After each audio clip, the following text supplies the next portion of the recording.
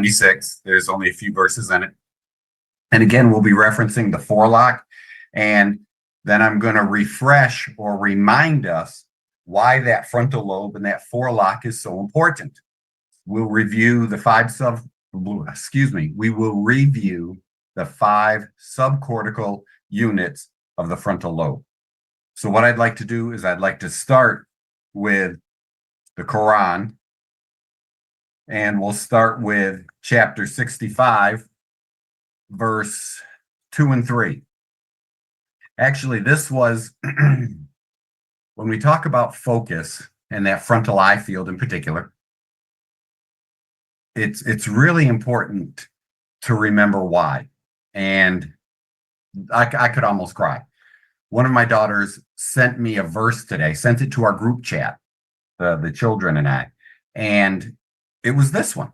And it's so fit into tonight, that I told her, I said, I originally had 3, but now I have this one. And I said, this is actually so, mashallah, this is so perfect. I'm going to start the talk with chapter 65, verses 2, and she actually sent half of 2 and all of 3. I'm going to start with verse 2 from this chapter, though, and it's referencing. This is some of the verses about how a husband and wife, how families handle divorce. But you'll see, especially with verse 3, why I like this so much. Then, when they are about to fulfill their term appointed, either take them back, referencing wives and spouses and that, either take them back in a good manner or part with them in a good manner, and take for witness 2 persons from among you, Muslims, and establish the witness for Allah. That will be an admonition given to him who believes in Allah and the last day, and whosoever fears Allah and keeps his duty to him, he will make a way for him out from every difficulty, acknowledging that for husbands and wives and married couples and divorces, it's a difficulty. Now, verse 3. So she actually sent that part, and whosoever fears Allah and keeps his duty to him, he will make a way for him to get out from every difficulty. Verse 3, and he will provide him from sources he never could imagine, and whosoever puts his trust in Allah, then he will suffice him. Verily, Allah will accomplish his purpose. Indeed, Allah has set measures for all things. And again, it's really important, because right hemisphere, left hemisphere, one side is motivated by avoiding pain. The other side is generally motivated by pursuing pleasure. So we've got 2 references to pain, and the other one, pleasure or rewards and comfort. And that, for me, is a very comforting verse. Now we go into chapter 96.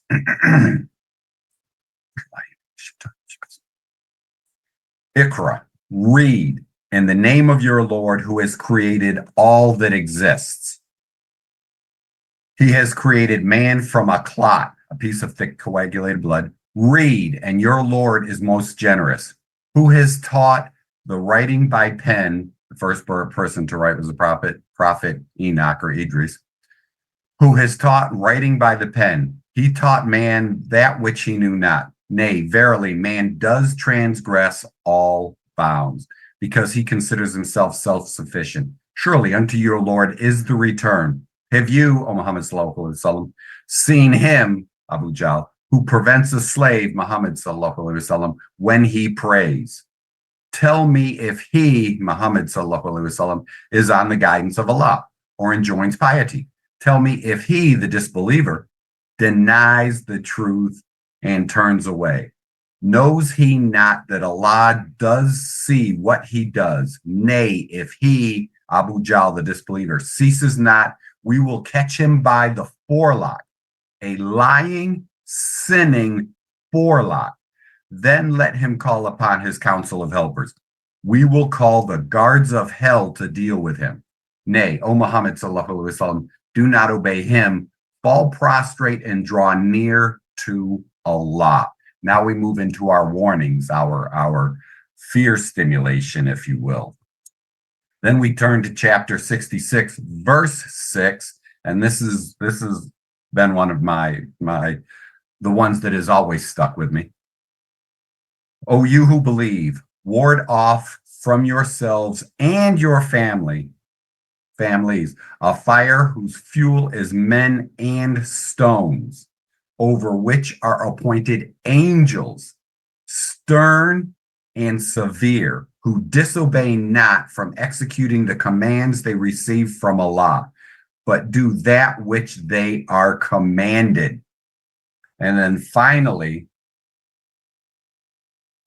the verse that jumped out at me just the other day and was going to head this off, but then I thought, hope, warning, warning, hope. Chapter 17, verse 82. And this, as a doctor, right? And as this health class or these health recommendations, this healing. This is verse 82, chapter 17. And we send down the Quran, that which is a healing and a mercy to those who believe. And it increases the and let me start again. And we send down from the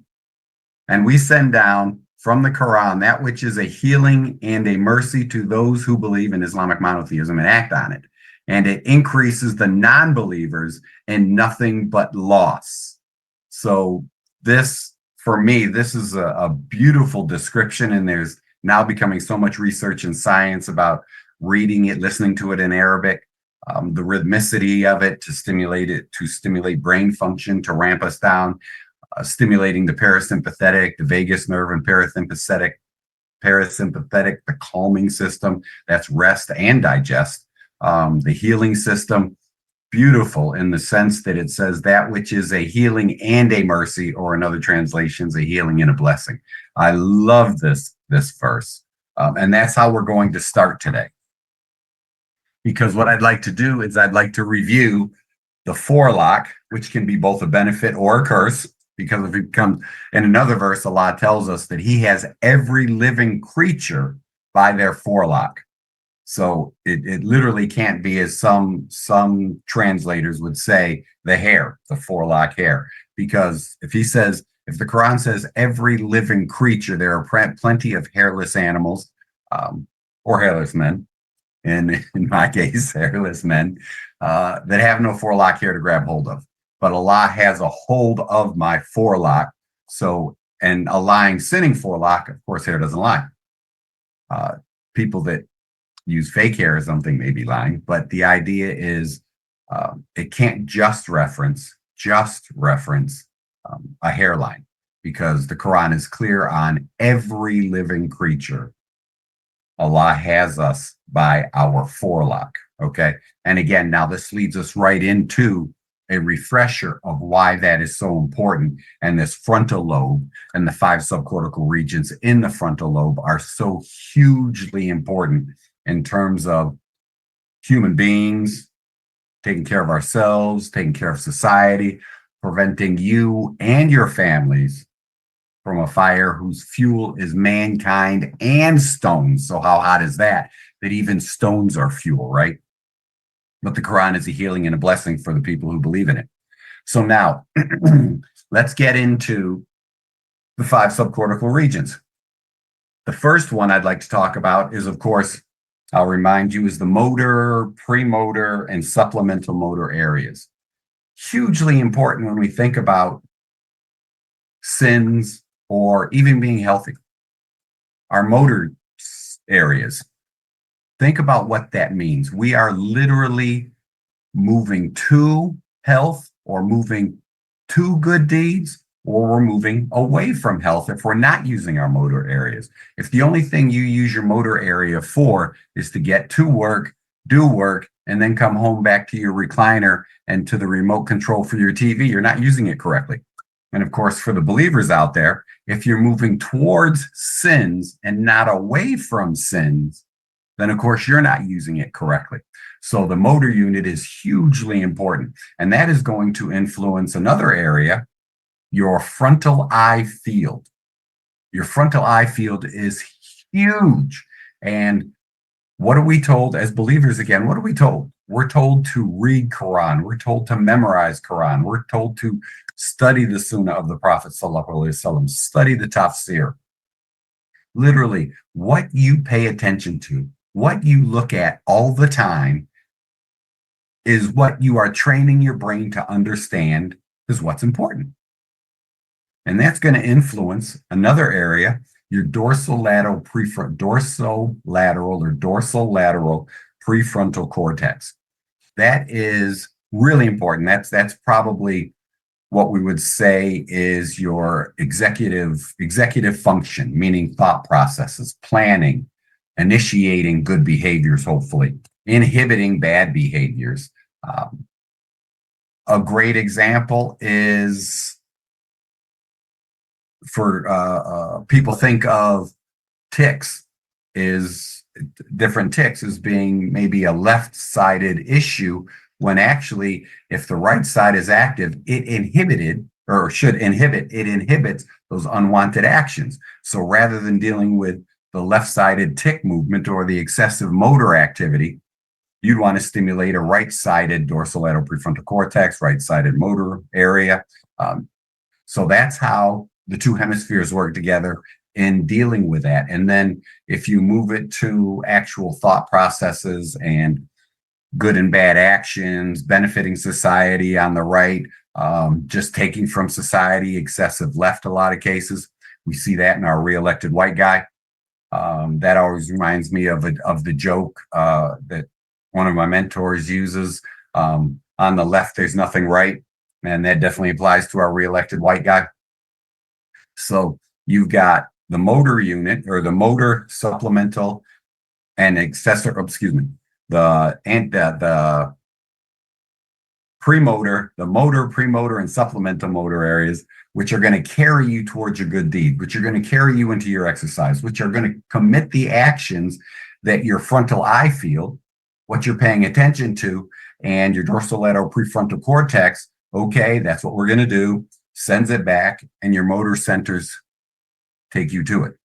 All of these three are all here in this forelock, or this frontal lobe area. And then, of course, right with that, we've got really cool, the orbital frontal cortex. 10, 11, and 12, mainly 11 and 12. Here you got your social and emotional regulation. This is where you are actually going to this is where the people would try to fit in with society. You decide whether accumulating lots and lots of money to keep to yourself, or do you accumulate lots and lots of money and share it with the needy? Share it with family, share it with friends, share it with neighbors, as we're taught in Islam and the Quran. So that's really, really the orbital frontal cortex. I told you the story about one of my patients that told me she'd never hire a sexual offender, convicted sexual offender. She'd never hire a convicted fraudster. She'd never hire a convicted liar and crook. And then I asked her, well, why would you vote for one and hire him as your president? And she said, oh, well, it's different. Well, obviously her orbital frontal cortex in theory is working. But then you vote for or you hire people like that, and it's not working in practice, if that makes sense. And that's where, again, when we talk about how I treat patients and what we're doing in the office, based on the strengths and weaknesses between the hemispheres, the different areas, the Brodmann areas, that's how we determine how to heal. And again, think about what takes place here with the healing and the blessings and the mercy in the Quran. If you are literally reading, and I can thank you guys a lot, because the more I talk about it, I want to be one of the ones that does it. There's punishment for those who say but don't do, who chide others or who encourage others but don't do things themselves. There's a whole hadith about that. So thank you, you guys, because having this class on a regular basis makes me do more from an Islamic perspective. And I really appreciate that. And really, since I'm talking about it all the time, uh, you can see with my daughter sending us group texts about different verses, and all the kids, we talk about stuff all the time. And my sons often tell me they'll be talking to a coworker or a friend, and they'll ask them questions, and then they'll bring questions to me or through their sisters.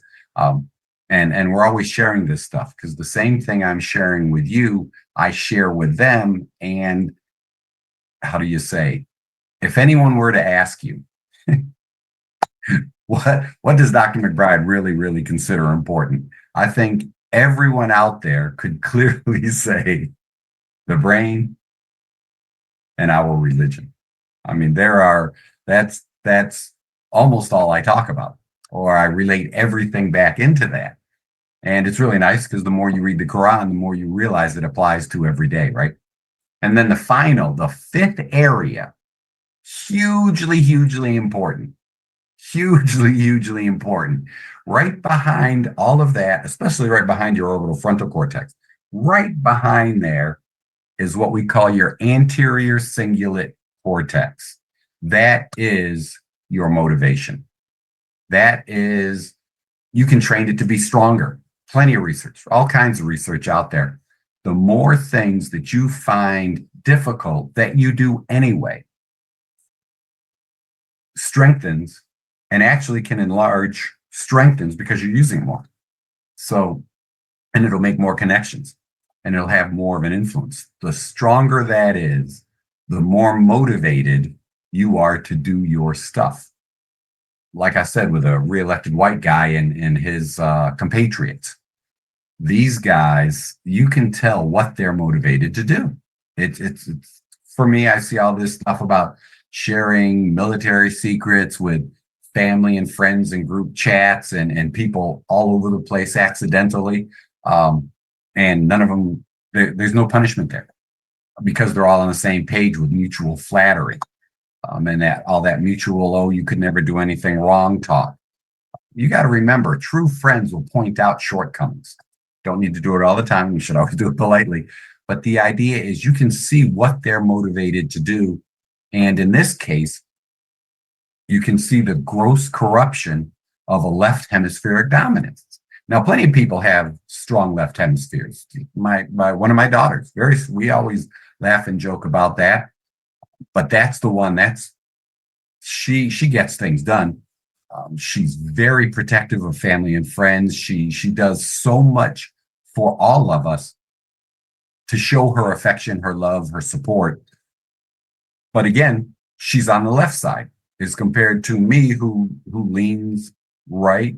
I think both my boys are, and my other daughter is really close to the middle with a little bit of a leaning left. She was a phenomenal athlete. Actually, they all were. Mashallah. But the idea is that she is definitely left, but it's not with the corruption that is displayed, not just here in America, I mean, all over the world, but you can see it, how selfish people can become without any guidance at all. Very selfish is compared to if your orbital frontal cortex is operating correctly, you're very selfless. And it's a balance thing. Like the Quran tells us, don't donate into poverty and become a burden. But again, don't hoard everything either. Share that stuff because you didn't create money. Look at one of his, a reelected white guy's biggest partners in this comedy show that we've got going on right now. That guy didn't invent anything, did he? He was a strong left brain. He saw the pattern. He could see how it was going to be successful. So he got involved. Then he pushed the developers, he pushed the inventors, the company founders, he pushed them out and bought it over, right? So very strong left, very pattern oriented. He can see how to get things done. The idea is he only does things for himself. Now imagine if somebody like that much financial, for example, that financial success actually had a balanced approach to things and or a stronger right hemisphere and actually shared the wealth that he can't spend anyway. Uh, think about how much good could be done if he took the middle road like the Quran tells Muslims to do. Take that middle road. And again, for me, forelock, middle road, equality of hemispheric activity, the balanced functions that are taking place in the 5 subcortical regions of the frontal lobes. I mean, think about what takes place there. If and the goal of one of the goals of this class is not just to teach you, like my training is with Dr. Malillo is really, it started out as being very focused, and that's where his most of his time is spent, is helping children and really severely non-speaking autistic, like violent, because they're so frustrated, not because it's a violent nature. They're just so frustrated because you've got that strong a left hemisphere and you can't communicate. You can't share. People are talking around you and you thinking you're too dumb to make anything work. And yet you're probably genius level on the left, but you don't have enough. Remember, right-sided starts with self-awareness, and then it moves into sharing that self-awareness and understanding others. Imagine the right is so weak and the left is so strong that they're not self-aware enough to even control the fine motor movement to communicate, but they've got all the words in there. They've got the communication skills, and we've shown that over and over again. They just don't know how to control it. They literally, they don't have the self-awareness to be able to feel and control the muscles to speak and other muscles too. Particularly fine detail stuff that takes a lot of awareness and self-control to control those movements of speaking and writing and things. But imagine if that stuff gets balanced out. Now, I look at it dealing with us as adults. If you take this information in, not just for where I started, but literally for yourself first, learn about yourself, practice stuff on yourself, as we've had classes on right hemispheric dominance. We've had a class on left hemispheric dominance. We've had right anxiety, left-sided anxiety. If you can take the information we pick up all the time and strengthen your weak area, we've talked about it, if you're way too empathetic, which, everything hurts because you care so much. Logic that stuff out, push it over to the left and start creating those action steps on how to be more benefit to people. What action steps can you take? And once you start to train that left to take action, you actually start to see, well, there's nothing I can do with that. I can't help on that front. So then your brain starts to realize if there's nothing to do, your right side pushes it out of the way. Now you don't have that anxiety with it anymore. If you find that your spouse or family members are saying, you just don't care about anything, you're so cut and dry, you're this, you're that. Well, then what you can do is start training in more empathy, more asking yourself, for example, asking yourself why, asking other people why. Really learn that, and then train in right hemisphere by doing left body stimulation, left body sports, left body activity, left muscle stuff, fine detailed work like this. Well, fine detail would be more including the left. Try big movement. I like basketball. You could probably use soccer. I'm horrible at that though. But I like the dribbling aspect. I use dribbling with my stroke patients. Huge to integrate both sides of the brain. So we really need to look at, and in particular, the 5 subcortical regions today in the frontal lobe and the forelock, and to make sure it's not a lying sinning forelock. We need to look at those. And for the believers in the audience, we need to look at those in terms of like the 4 verses I gave us today, and how as believers, we have that security blanket that Allah will provide for us. But there are also those reminders, right? that warn us against making those bad decisions, against doing those bad deeds. And of course, we're reminded in the Quran that human beings are not perfect, and we literally can, how do you say, if we seek forgiveness, it's all about repentance and forgiveness and trying to stay away from sins. And that for me is such a comfort because I know I'm not perfect. And I think we should all realize that, like I said, particularly with these 4 verses. I wanted to open this up for a lot of questions because this 5 subcortical units, the focus and the goal setting. Does anyone have anything they want to ask right now?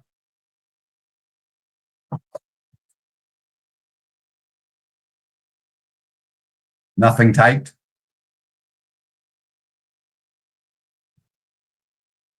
Then what we'll do, and you can type in and interrupt me if you want to. I'd like to give you. Oh, okay. Go ahead, sister.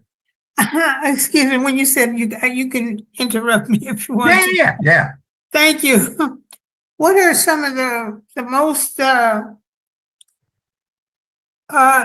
unnoticeable blocks that a person can have in goal setting? I mean, the blocks that can Yes, that's a great question. The biggest, whenever I talk goal setting, whenever I give talks, and I do talk, believe it or not, I talk outside of here. If I talk to patients or I'm at a speaking gig somewhere, it's almost written in stone that someone will either interrupt or at the end when I offer question time, it's a lock. Half the audience might say, I don't know how to goal set. And literally, it's at the end of the talk, and I've just walked you through it. The biggest block is thinking that it is more complicated than it is. That's why last week, and that's why I'm following up with, I just quick reviewed those 5 areas. If you look at it, if you consider it important, if you move to it by taking the seat, sitting down in front of the computer or reading, you've started using those 5 subcortical units, your frontal lobe, the anterior cingulate kicked in to get you motivated to do it. You got motivated enough to come to class today. Your motor units kicked in to get you in front of the screen. Your frontal eye field, you're paying attention. Your orbital frontal cortex, you waited until I said interrupt, and then you came in, right? Socially acceptable behavior. And then the dorsolateral prefrontal cortex, your executive functioning area, you made a good decision. So imagine at the end of my talk, someone says, I don't know how to do it. I can't do it. I just walked you through it. It's so easy, sister or whoever. And I just had this question the other day when I was talking to 2 teenagers and their mother, and the 2 teenagers were trying to get it right. And the one said, I can't do it. I don't know how I did it. And I just walked her through it.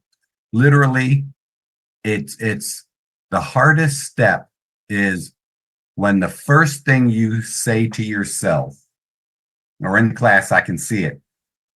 You say to yourself, oh, I can't do this. Well, your brain's going to believe you more than me in most cases. So what you've got to do is literally, that's something you never, ever, ever say to yourself in the sense of doing something. You have to literally, like with a goal setting, it's easy. You set a goal, no matter what it is. Why do you want to do it? And you write it down. Why do you want to do it? Make it more than yourself. Literally make it more than yourself. And number 3, what's the first action you're going to take?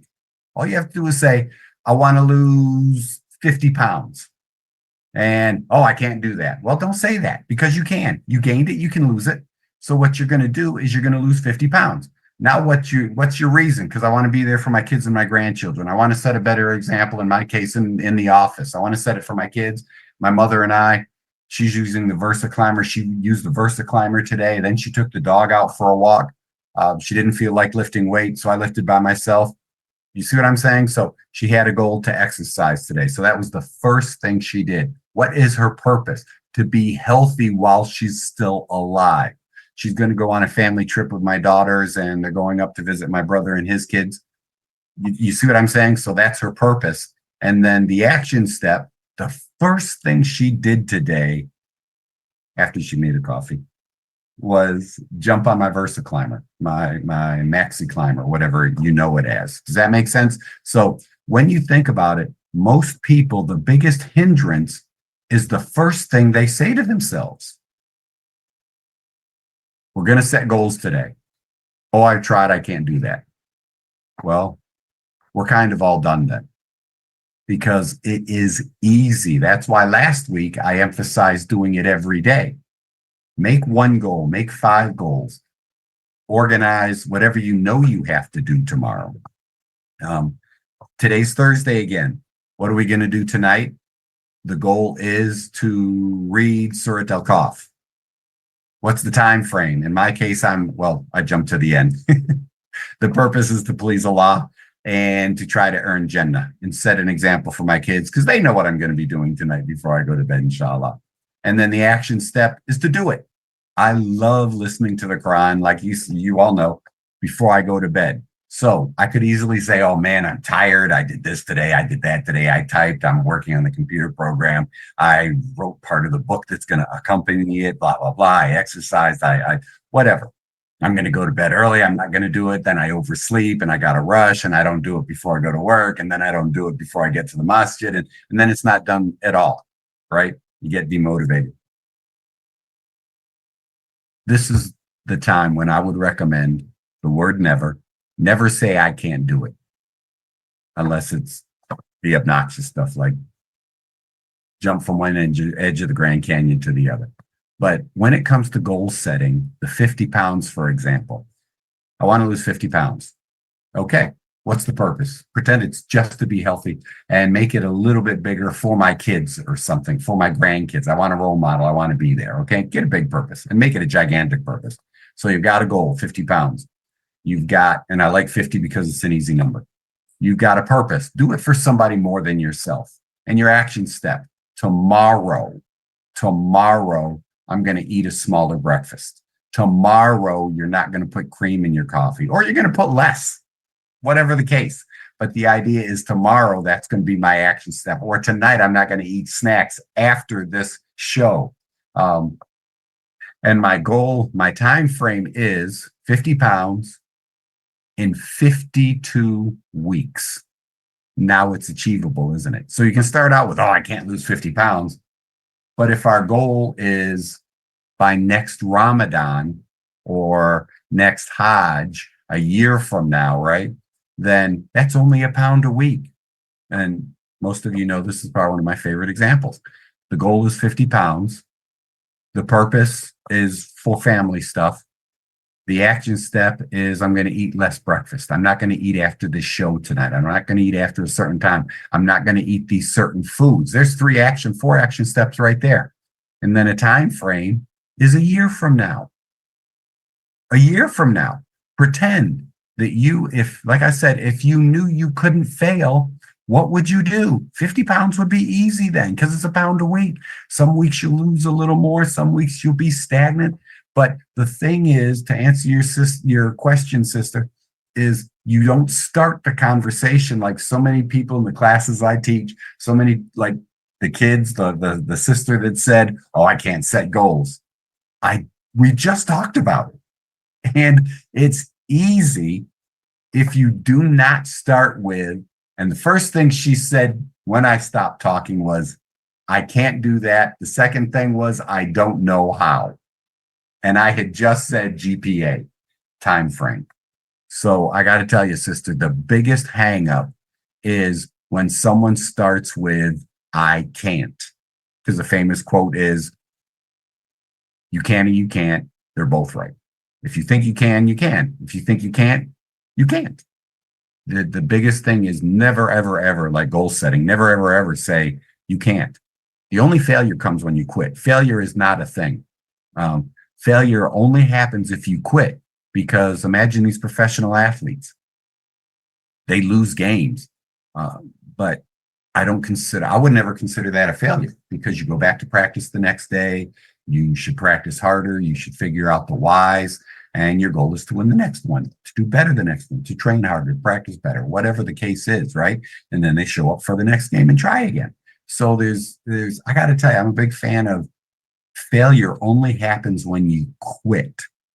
And again, 50 pounds in 52 weeks. Imagine you lost 40. Would that be failure? No. You adjust your time frame. Number 4, right? You adjust your time frame and you add another month. The last 5-10 pounds is always the hardest anyway. So that's all you do. If you make a plan, set a goal, have a purpose, take some action steps, and you have the time frame, you've got a plan to achieve. Now, if something changes, you change your plan. Suppose you get to it quicker. Now you realize 50 pounds is a little too much. So you're going to hit the gym harder and put on a few pounds of muscle weight. Now you realized and you changed your plan. Does that make sense, sister? Yes, it does. Okay. Yes, and that I can't. Yeah, doesn't.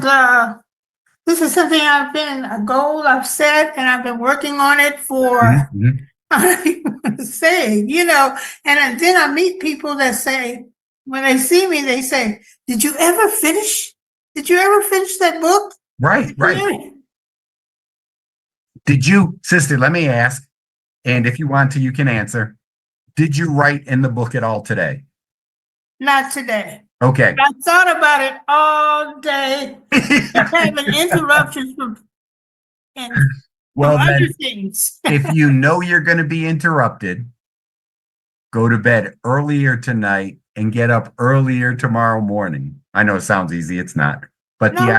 but if you, most of the time, most of us know where our interruptions are going to happen. We know the times when family and friends are going to call. We know, my kids know my work schedule. And I usually get calls if they're going to if they want to talk to me during the day, they'll call me during lunch. They'll shoot me a text, "Are you available?" Or they'll call right away. Right at the end of the day, they start calling at a certain time if they want to talk, or if they have a question, or if we're making plans for something. I know they know and I know. So I plan my schedule that way, if that makes sense. I know I get a certain time during lunch that I study my sign language. I read some of Malillo's work. This morning, the first thing I did while my mother was using the Versa Climber was work on that computer project in the book that's going to accompany it. So it's literally, you're going to be interrupted.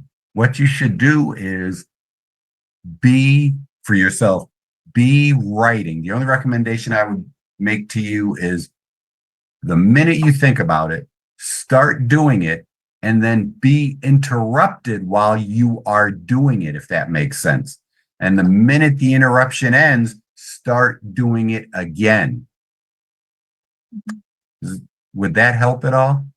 Yes, and my time frame is great. Yeah. Because I'm an early riser. Oh, that's awesome. You might find me up at 1:00 in the morning. So that's great, because nobody I know gets up at that time. Yeah, and I got to tell you, I'm one of those people that don't get up at 1:00 in the morning. No. Yeah. Well, that's perfect. And there's a lot of research that goes into when it's super quiet and it's super early like that, your creativity, the alpha waves, and some people talk about the theta waves. Don't worry about those names, but those are strongest upon waking or just before you nod off. So waking up like that would be awesome. And if you had your stuff right there, then that would be an action step. Why don't you prepare everything? And before you go to bed tonight, after you read Surat al-Kahf, then what you're going to do is set your stuff up so that when you wake up, it's right there and you get started. You know, make your wudu, make sure you're awake, and then pray 2 rak'ah and sit down and start. That sounds like a great idea. Doesn't it?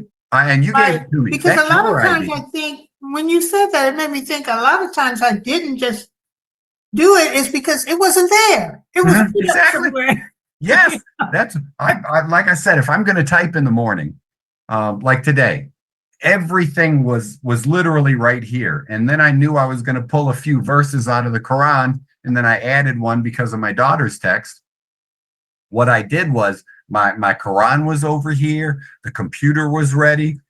What else did I have? I had my notebook to mark the pages in the Quran so that I could get to them right away at the beginning of the talk. I set up everything yesterday.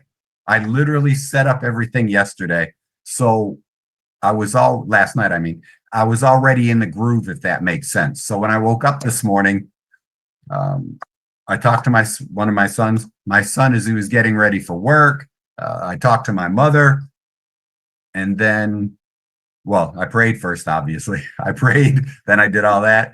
And then I was like, man, everything's ready. I'm literally anticipating working. And then my mother and I came out here. She jumped on the VersaClimber and I jumped on the computer because it was all set up. It was so, because I started yesterday. Today it was what you call an open loop. Until I got to it, I didn't close that loop, and my brain was like, "You set that stuff up. You did it. Get over there." I'm thinking, get over there. So do that tonight. See if that doesn't work for you, and then tell us next week.